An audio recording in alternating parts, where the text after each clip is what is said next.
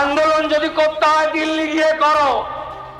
আর আমিও বলবো, এই আইন যদি না মানতে চান তাহলে ইন্ডি জোটের কোন রাজ্যে গিয়ে বিরোধিতা করুন, আমাদের এখানে বিরোধিতা করবেন না। ক্ষমতায় আসার আগে গুন্ডাগিরির হুমকি দেয়া শুভেন্দু অধিকারী নেতৃত্বাধীন পশ্চিমবঙ্গ সরকার এবার বিতর্কিত গুন্ডা দমন বিল অনুমোদন করেছে। প্রশ্ন উঠেছে, রাজ্য সরকার প্রধান ও তার মন্ত্রীরা যেখানে উগ্র কথাবার্তা বলে বেড়ান, সেখানে এই আইন যে বিরোধীদের নিপীড়নমূলক কাজে ব্যবহার করা হবে না তার গ্যারান্টি কি? জানা যাচ্ছে, ভারতের পশ্চিমবঙ্গে অপরাধ নিয়ন্ত্রণে সোমবার নতুন এক অদ্ভুত আইন পাশ করা হয়েছে, যা নিয়ে এর মধ্যে বিতর্ক তৈরি হয়েছে। অনেকে এই আইনকে সংক্ষেপে গুন্ডা দমন বিল বলে বর্ণনা করছেন, কিন্তু অনেকেই প্রশ্ন তুলেছেন, এটা কি সরকারের দাবি মতো সংঘবদ্ধ অপরাধ, চাঁদাবাজি বা রাজনৈতিক সহিংসতা রুখতে আনা হয়েছে, নাকি রাজনৈতিক বিরোধী ও মানবাধিকার কর্মীদের কণ্ঠস্বর দমন করার জন্য আনা হয়েছে?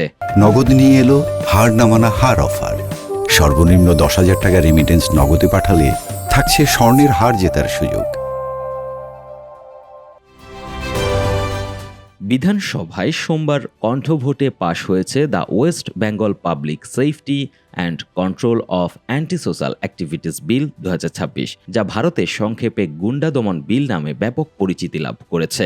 আইনটি কার্যকর হলে কাউকে অপরাধ প্রবণতার আশঙ্কায় প্রিভেন্টিভ অ্যারেস্ট বা প্রতিরোধমূলক আটক করে সর্বোচ্চ 1 বছর পর্যন্ত আটক রাখা যেতে পারে। সরকার চাইলে তার সম্পত্তিও বাজেয়াপ্ত করতে পারে, যা চরম মানবাধিকার লঙ্ঘন হিসেবে দেখা হচ্ছে।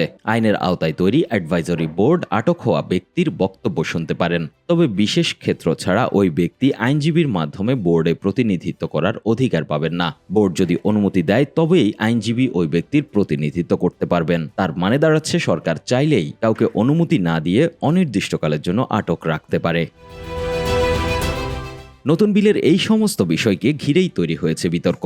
মানবাধিকার কর্মীদের অভিযোগ, এটি আইন হিসেবে কার্যকর হলে মানুষের নাগরিক অধিকার চরমভাবে খর্ব হবে, পাশাপাশি এর অপব্যবহারও হতে পারে। যদিও রাজ্য সরকারের দাবি, সংঘবদ্ধ অপরাধ, চাঁদাবাজি, সিন্ডিকেট, রাজনৈতিক হিংসা এবং জনশৃঙ্খলা বিঘ্নিত করে এমন কার্যকলাপ রুখতেই এই আইন তৈরি করা হচ্ছে। তবে উগ্রবাদী শুভেন্দু অধিকারীর কাছে এই আইন কতটা নিরাপদ সেটি প্রশ্ন।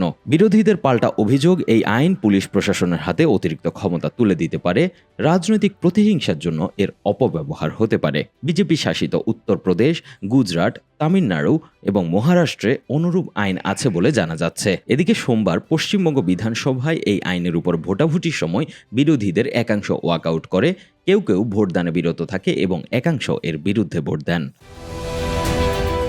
কিন্তু কণ্ঠভোটে এটি পাশ হয়ে যায়। এখন দেখার বিষয়, এই বিল আইনে পরিণত হতে কতটা কাঠখড় পোহাতে হয় শুভেন্দু অধিকারীর সরকারকে।